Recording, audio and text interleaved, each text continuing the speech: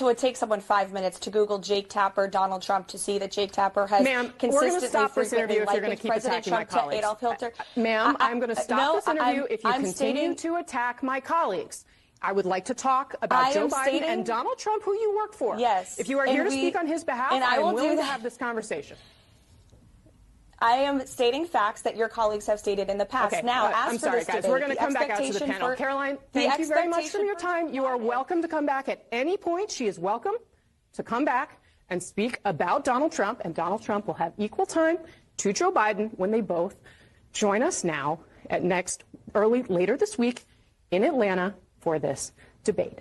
I don't know how the CNN host took that as an attack on her colleagues when it's merely criticism, right? I'll say constructive criticism. I say, hey, she said nothing but facts. I said, where's the lie?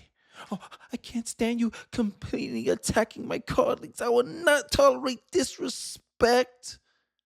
As she shuts you off the air because she didn't really have an argument to really defend some of the positions that the Trump press secretary was bringing up in that exchange, as you saw, 47 seconds. But damn, you got a lot of context out of those 47 seconds. You see the seething, white liberal women, bro. Y'all gotta. There's a stereotype out there for real about you guys, because you guys are the least tolerant people. I mean, statistically, you're more likely to block people of opposing political affiliations out of your friend group. White liberal women are less likely to date someone of an opposing political affiliation. And when you get exposed like this, to me, this exposed a lot of the problems that a lot of Americans have with the mainstream media, because many Americans believe the mainstream media is intentionally dividing Americans. And how is this supposed to help with unity? Because in my view, America needs more debates between both sides, not less of it. And for you to shut off someone from speaking merely because you felt their criticisms of your colleagues was an attack on them when it's warranted. She said it's 5 minutes. Hell, it took me 1 minute to find some of the clips and angles that she's talking about that shows that there's a clear bias on the CNN moderators of the current debate, which is Jake Tapper and Dana Bash, if I remember their names correctly. Here's a clip, 47 seconds. I'm not going to take too much of your time to show you a quick example of them giving their view on certain things and how it plays to the fact that they do have a bias against Donald Trump, and how this is not an even playing field. If I had a referee, let's say it's a basketball game. I'm sorry, going on a long-winded tangent, but it'll be real quick. If it's a basketball game and I find out a ref has a negative bias against, let's say, the Lakers, you're going to be like, hey, I don't want that ref officiating the game, because he might make some calls that's very favorable against the Lakers, aka against Donald Trump. And this is some of the things that people were talking about with Donald Trump, the political lawfare that's been going on with him in New York. And the same effect is happening again, because at the end of the day, I already make this statement on this channel. I'm not going to beat a dead horse. Many journalists are liberal. It's a fact. That's a fact. Many of them donate to the Democratic Party. That's a fact. And it's hard for Donald Trump to get a fair shake. And in my view, a lot of these debates, they shouldn't, even if it's ran on one network, it should be one moderator who is conservative, one moderator that's liberal, not conservative in name only, right? Get a Scott Jennings. Like, Scott Jennings would have been perfect moderator to balance out Jake Tapper. But they don't do stuff like this, and I don't understand why. But you know me. That's just my thoughts. Let's see. Let's take a quick look. That took me 1 minute to find. Let's take a look. The dehumanizing rhetoric of Adolf Hitler is once again alive and well on a national political stage. This time, of course, in the United States. This time given life by former president and current Republican presidential frontrunner Donald Trump. Let's recognize this comment for what it is, a long-standing anti-Semitic trope that the true allegiance for Jews is to their religion rather than their country. It was used in Nazi Germany to justify the arrests, persecutions, and mass killings, attempted extermination of the Jewish people. And Trump has been pushing this trope for years. He talks about the blood of America as being poisoned, echoing the same exact language used in Nazi Germany. So as you can see, they're referencing similar rhetoric to Joe Biden, which gives an indication that, hey, like, you're going to side with this guy a lot.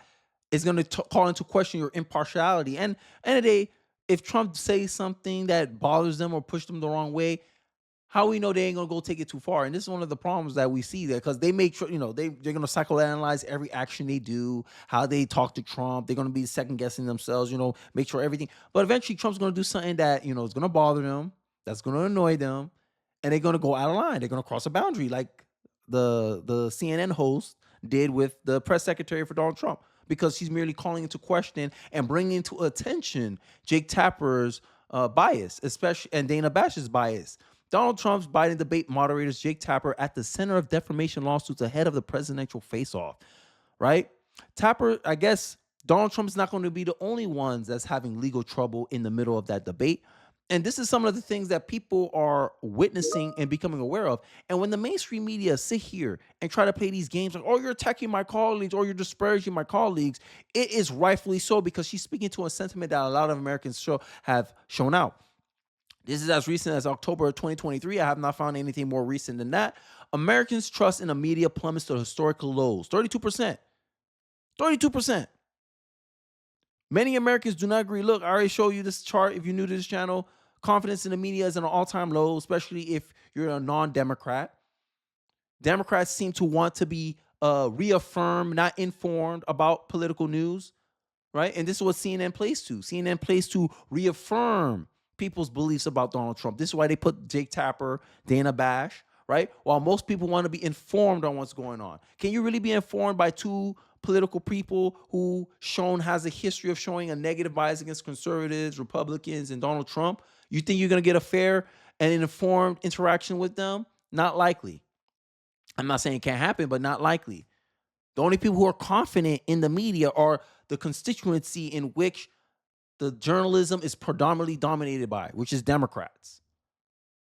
Isn't it ironic? Democrats are also people, I already made the stats, they're more likely to not be associated with people of opposite political views. If they're a woman, Democrat woman, they're less likely to date people of opposing political views. But these people sitting around acting like they're objective when they're not. They'll gaslight the American people. Majority of Americans wrongfully believe, this is according to them, wrongfully believe that the U.S. is in a recession and most blame Biden. Of course you're going to say that. Your institution mostly dominated by Biden. Of course you got to stick up for your guy. And this is how many Americans see it, especially non-Democrat Americans.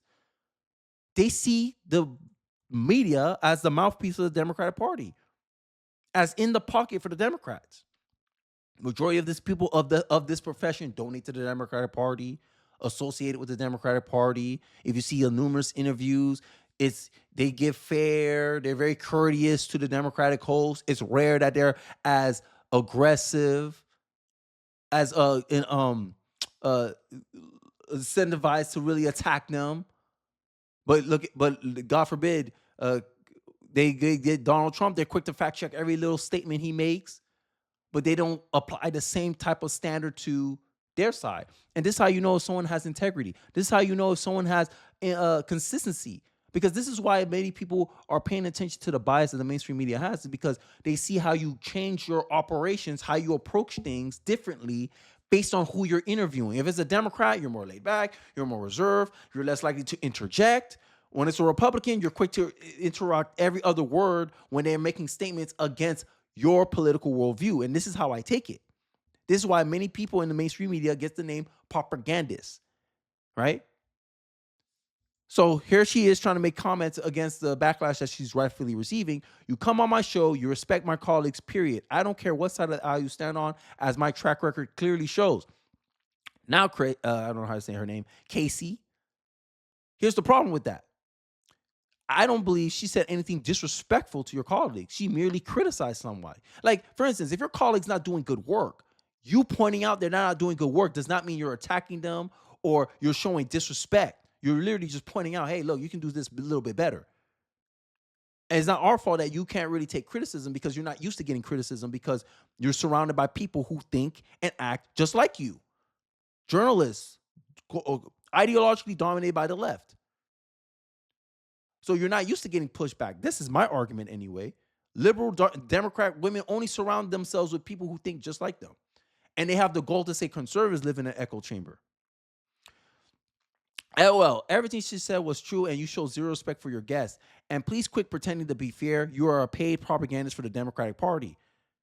Hey, this is the perception I'm talking about. This is how non-Democrats see the mainstream media. The mainstream media is going to listen? Who knows? Your colleague lies about us 24/7. They don't deserve an ounce of our respect. How can you expect objectivity and courtesy when you portray an image and the same thing that Jake Tapper and Dana Bash did to Donald Trump? They put out, oh my God, you're Hitler, you're this. Echoing the same sentiments that Biden has echoed. And this is the problem. This is why people they look at mainstream media with a side eye. Oh, spare us. And here's from a libertarian. Oh, spare us your righteous indignation, Casey. Your guests arrive with evidence that aged like hot milk for CNN. You need to silence her immediately by any means necessary. And she did an ish job at it. It's not disrespectful to quote your coworkers. It is to censor your guests. This is why Democrats love censorship. Because they want to control what is expressed, what is told. Because like I said, the left don't really care about truth per se. They care more about perception and truth. They care about how things are perceived than things are known, right? They want you to perceive that climate change is the greatest. Oh my God, we're 2 degrees hotter. We got to shut everything down. They want you to perceive in a certain conditioned way. They want a conditioned reaction out of you. When they hear that someone bring out inconvenient facts or truths about, let's say, the black community and how they disproportionately commit more crimes, and that's why they're disproportionately in jail, they want you to react to that as, oh my God, that's racist to say that. It's racist to say 78% of the NBA is black. Oh my God, are you a racist? Do you have a problem with that? No, I'm just stating facts. And if you really truly believe about DEI, you should want white people in the NBA. You should be wanting representation in the NBA, but you don't. And liberals play the same game. I think I made my point there. Let me know your thoughts in the comment section below. How you felt about the CNN host Meltdown. Do you think she was justified? Did you believe the criticism that Trump's press secretary gave about her colleagues? Did that come across disrespectful to you? I would like to hear your thoughts in the comment section below. Don't forget to like, comment, subscribe. I really do appreciate you guys watching to the end of the video, and I'll catch you guys on the next one. Peace.